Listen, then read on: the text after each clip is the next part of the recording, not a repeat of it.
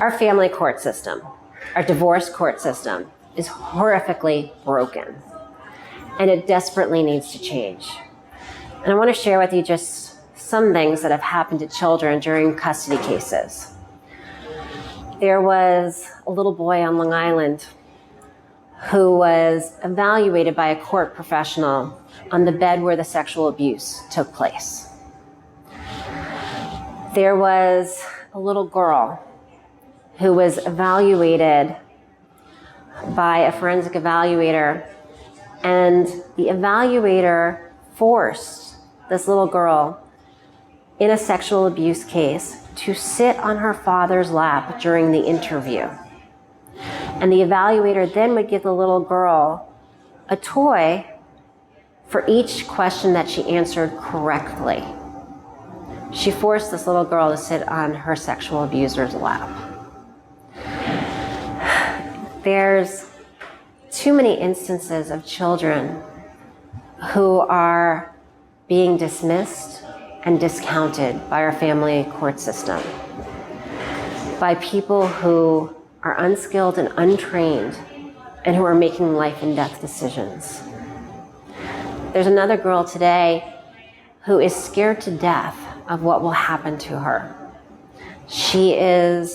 The courts have ordered her into something called a reunification camp, where she will be taken away from her safe, her non-offending mother, and she'll be forced to go to this camp, watch videos to say, "I love you," and other things to her abusive father, who has physically abused her for years.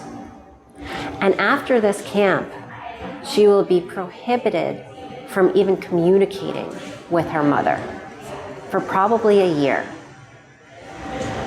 These are the real stories of our family court system. Let me tell you one other story. There was a little girl who was beaten so badly by the dad when she was only 6 weeks old. She ended up in ICU for 23 days. Little girl is now 5, and they're not sure if she has permanent brain damage or not from the beating that she took from her father.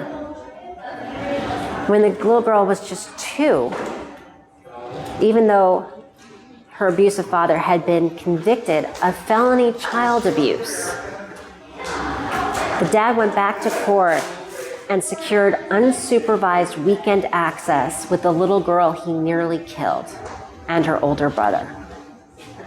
This is what's happening in our family court system. They discount abuse. They dismiss abuse. They're not putting the safety of the child first. And that is why we're seeing child murders at horrific numbers, because we're not taking these cases seriously, and we need to.